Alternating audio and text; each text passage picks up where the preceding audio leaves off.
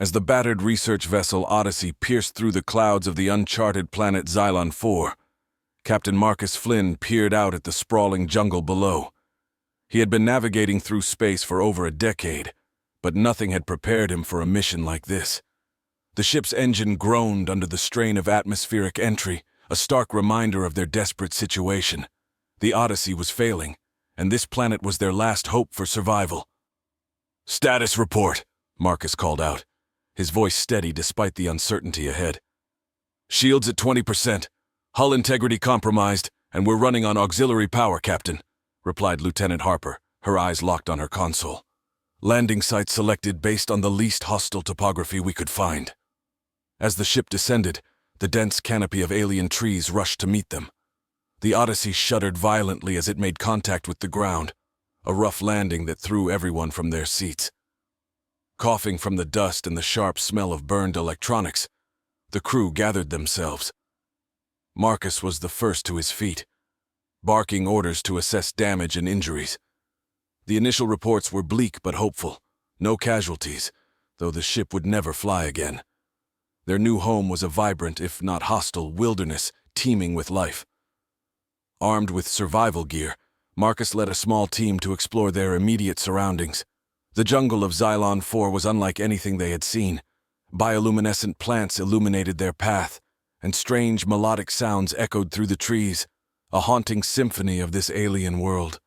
The air was humid and thick, a soup of unfamiliar scents and the promise of unseen dangers. Hours into their expedition, they encountered the tribe. It happened suddenly. One moment, Marcus was examining a particularly bright flowering vine, and the next, he was surrounded. The beings were breathtakingly beautiful and utterly alien. They had lithe, graceful bodies that glowed faintly in the twilight of the jungle. Their eyes were wide and expressive, shimmering with colors that spoke of a deep intelligence and curiosity. The leader of the tribe, a tall figure with iridescent skin that shimmered like the surface of a bubble, stepped forward. Her hair flowed like liquid silver, and when she spoke, her voice was melodic, yet Marcus understood nothing. "Stay calm," Marcus instructed his crew, his hand raised in peace. "We come in peace." It seemed the universal gesture of goodwill transcended even interstellar boundaries. The alien's posture softened, a slender hand reaching out towards Marcus. As their fingers touched, a rush of images flooded his mind. The tribe's history, their joys, and their struggles on this lush planet. It was a communion more intimate than speech. Overwhelmed but resolute, Marcus realized that survival meant more than scraping by. It meant understanding and coexisting with these beings. They were led to the tribe's village, a stunning array of bioluminescent structures nestled in the heart of the jungle.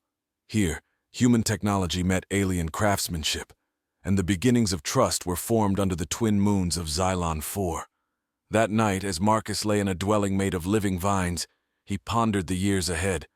The mission had changed, no longer just about survival, but about integration, learning, and perhaps leading this tribe to understand humanity just as he sought to understand them. As the alien symphony lulled him into sleep, Marcus knew one thing for sure. They weren't alone. And perhaps, in this vast universe, that was something to be grateful for. Under the spectral glow of Xylon 4's twin moons, Marcus Flynn stirred from his bed of woven xenofibers. His first night among the alien tribe had been restless, filled with vivid dreams infused by the telepathic touch of the tribe's leader, whom they called Lysara. In his dreams, Lysara had shown him the rise and fall of countless stars, the web of cosmic forces that shaped their world, and hints of her people's deep mystical connection with the living jungle. With the dawn, the village came alive with sounds and colors Marcus had never imagined on Earth. The tribe, called the Solari, moved with an elegant grace, their limbs flowing like the vines around them. They communicated in a series of melodious tones, which Marcus and his crew struggled to comprehend, yet felt deeply in their souls. As he ventured out of his shelter, Marcus was met by Lysara. Her presence was both calming and electrifying, a paradox that seemed to define much of this alien life. "Come," Lysara gestured, her voice a symphony of welcoming tones. "There is much to show you, much to share." They walked together through the village, Marcus marveling at the architecture.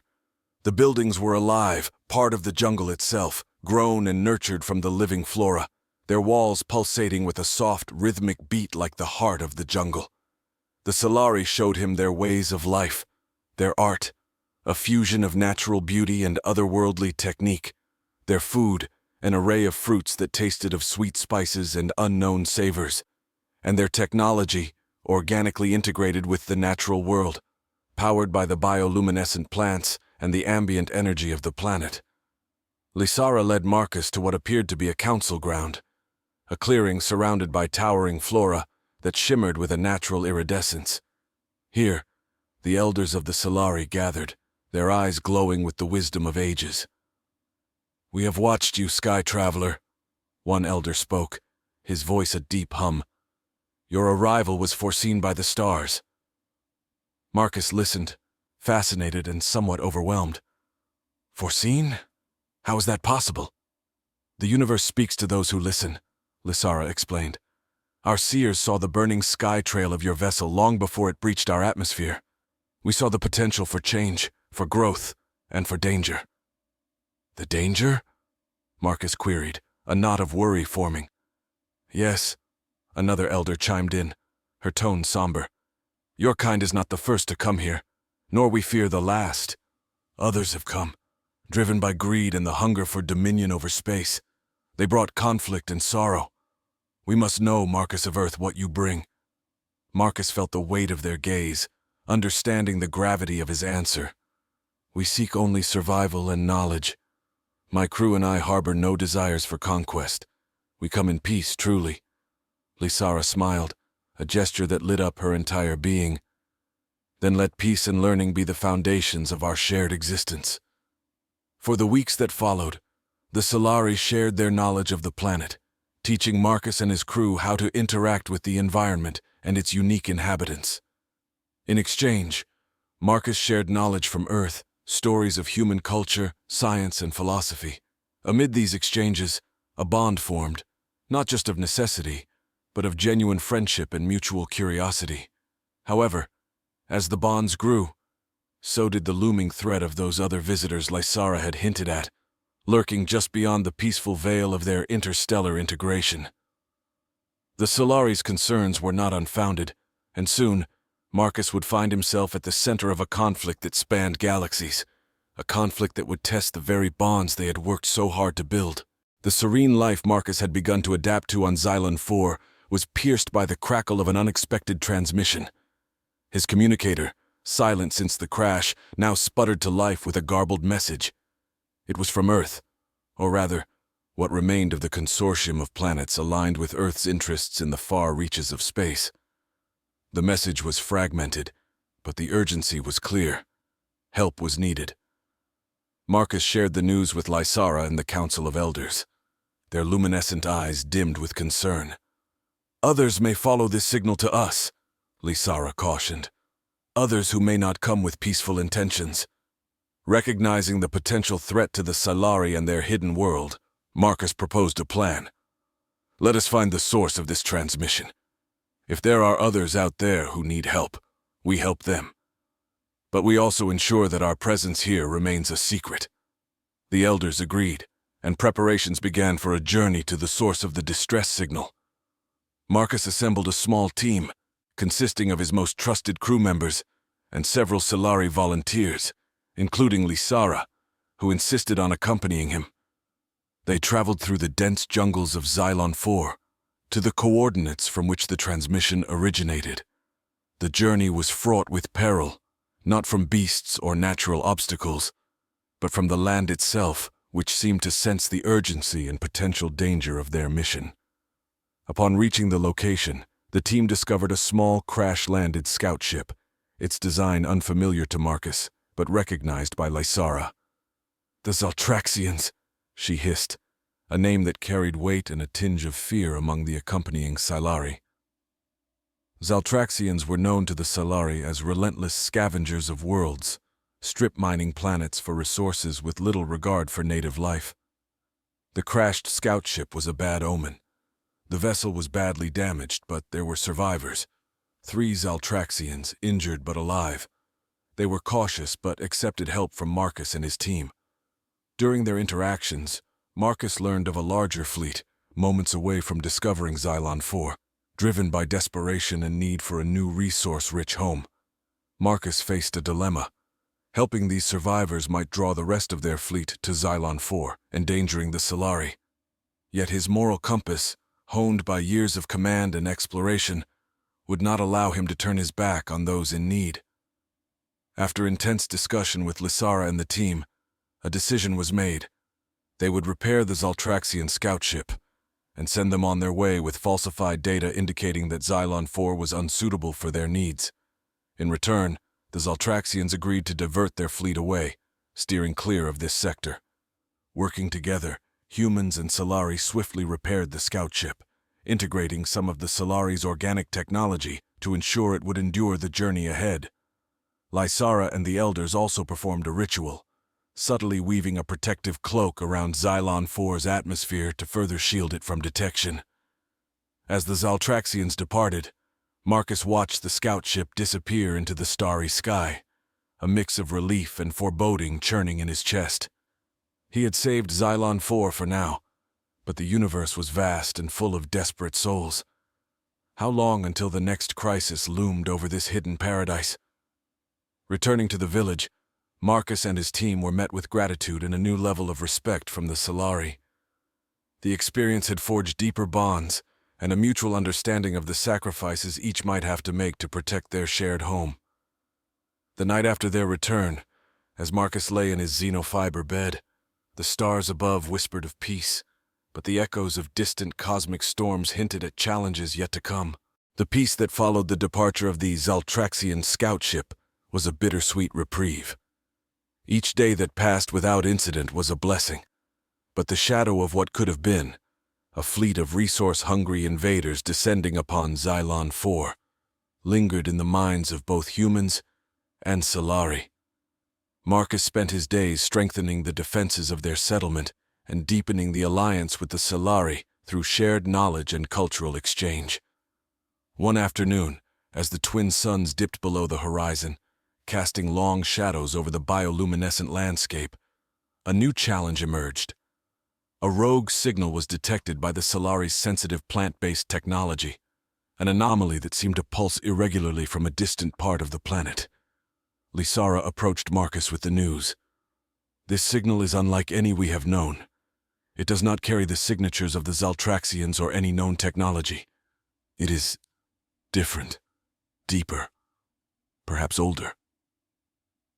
Intrigued and concerned, Marcus organized a reconnaissance mission to the source of the signal. Accompanied by a select group of Solari experts in their planetary tech and 2 of his most adept crew members, they set out towards the eastern plains, an area unexplored and noted for its vast rolling fields of high-energy flora. The journey was long, and the landscape changed dramatically as they traveled.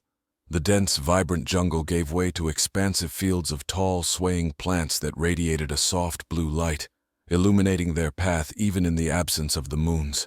The ground beneath their feet was spongy, absorbing their steps, as if the planet itself was alive and aware of their movements. After several days, they reached the source of the signal, a massive, half-buried structure unlike anything Marcus had ever seen. It was metallic and geometric, starkly contrasting with the organic curves of the Solari architecture. The structure emitted a low hum that resonated with the natural energy of the planet, suggesting it was not just placed there, but somehow grown or integrated into the environment millennia ago. The team approached cautiously, their instruments unable to penetrate the structure's exterior to reveal its secrets. "It seems to be dormant," Marcus observed, running his hand along the cool, smooth surface, "but still active on some level." Lysara, connecting with the energy flows through her innate abilities, felt a stirring within the structure. "It is awakening. Something, or someone has triggered it from slumber." Suddenly, the ground trembled, and the structure began to open like a bloom to the sun, revealing a darkened entrance. The team exchanged looks of mixed fear and excitement. This was uncharted territory, possibly a remnant of an ancient civilization that even the Solari did not recall. With cautious steps, they entered the structure, their lights piercing the darkness. Inside, they found a chamber filled with columns of light that displayed holographic data in a script that was unfamiliar yet oddly comprehensible.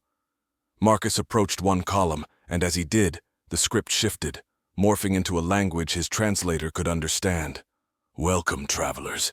The voice that filled the chamber was deep and resonant, seemingly coming from the very walls around them. "You have awakened the archive of Voran, sentinel of knowledge from the time before."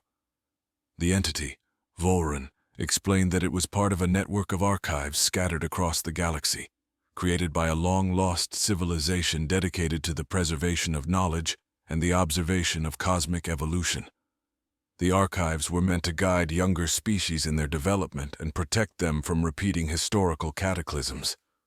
As the archive shared its knowledge, revealing histories of worlds long vanished and technologies forgotten, Marcus realized the potential of this discovery.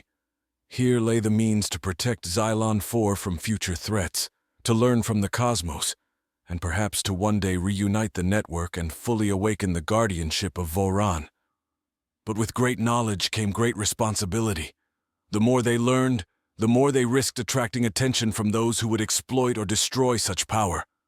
Marcus and Lysara, standing side by side in the heart of the archive, knew the path ahead would be fraught with decisions that could alter the course of their worlds forever. As the revelations from the archive of Voran settled over the team, a sense of solemnity descended upon them. The enormity of their discovery wasn't just a trove of galactic history, but a beacon that, if not carefully shielded, could draw the covetous eyes of interstellar powers far beyond their own capabilities to fend off. Marcus felt the weight of their next steps. They needed a plan to safeguard the knowledge and the planet. In the following weeks, a symbiotic strategy began to take shape. The Solari, with their intrinsic connection to the planet, worked to further camouflage the entrance to the archive with accelerated plant growth, blending it seamlessly into the surrounding landscape. Meanwhile, Marcus's crew used their technological expertise to set up passive defenses, sensors and cloaking devices salvaged from the Odyssey to warn of and distort any unauthorized approaches. Lysara and Marcus often met in the newly formed council chamber inside the archive, discussing how to balance the dissemination of knowledge with the protection of it. Lysara proposed the creation of a new order, the Guardians of Voran, consisting of both Solari and humans, who would learn from the archive and serve as its protectors. This order will not only guard the archive, but also serve as ambassadors of its wisdom, Lysara suggested, her voice echoing softly in the chamber. Marcus nodded in agreement, seeing the dual purpose of such an order. They would not only protect, but also ensure that the powerful technologies and histories did not become tools of conquest. The formation of this new order was met with enthusiasm by both communities, eager to partake in something greater than themselves. Amidst these preparations, the archive itself became a center of learning and interaction. Voran, ever present in their discussions, often guided them with insights from other worlds, showing them the pitfalls of advanced civilizations that had once stood where they now did. One evening, as the twin moons cast a serene glow over the landscape, a sudden alert from the perimeter defenses jarred the settlement. A small reconnaissance drone, unlike any technology the Solari or humans possessed, had been detected skirting the outer defenses. The Guardians of Voran mobilized, with Marcus at the helm, leading a team to intercept the intruder. They found the drone disabled by their cloaking nets, a spherical device with a sleek metallic surface and a complex array of sensors. "It's a scouting probe, likely automated," Marcus assessed, examining the device under the pale moonlight. "Not Zaltraxian or from any other known hostile factions." "Could it be another lost civilization reaching out?" one of the human crew members asked, peering over Marcus's shoulder. "Possibly," Marcus replied. "Or it could be a scout for a resource-scavenging fleet, sent to probe for weaknesses. We need to trace its origin." Using the combined technologies of the Solari and human engineers, they managed to extract the probe's last transmitted data. It revealed a star map with a distant system highlighted, a system not previously known to them but marked with symbols similar to those found in Voron's archives. This could be a part of the ancient network Voron spoke of, Marcus mused aloud. Or it could be something else entirely. The decision was made to send an expedition to the marked system, using the modified scout ship they had repaired for the Zaltraxians, now retrofitted for deep space exploration. Marcus volunteered to lead the mission, seeing it as a chance to preemptively address potential threats and to extend the guardianship beyond Xylon 4. As preparations for the expedition commenced, Lysara stood by Marcus, her expression one of mixed emotions, pride for their achievements and concern for the unknowns they would face. "We are stepping beyond our world," she said, her hand resting lightly on his arm. "Let us carry the hope of Voron, not the fear of the past." With those words echoing in his mind, Marcus looked up at the stars, the weight of history and the thrill of discovery propelling them into the cosmic unknown, guardians of a legacy that was older than their civilizations combined, yet as new and fragile as the alliance they had formed on Xylon 4. As the modified scout ship breached the atmosphere of Xylon 4, leaving behind the bioluminescent glow of the jungle and the watchful eyes of the Solari, Marcus felt a twinge of apprehension mixed with exhilaration. The vastness of space lay before them, a tapestry woven with the threads of possibility and danger. The crew aboard was a mix of humans and Solari, each trained in various aspects of navigation, science, and diplomacy. The first interspecies crew in their shared history. The journey was quiet, the silence of space enveloping the ship as they traveled towards the distant system pinpointed by the probe. As they neared the coordinates, sensors began to pick up unusual readings, a field of debris orbiting a seemingly lifeless planet. The remnants appeared to be technological, not natural, shattered pieces of what could have once been ships or satellites.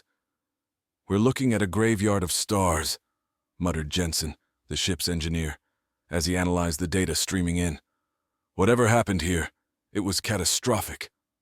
Marcus nodded, his mind racing with implications.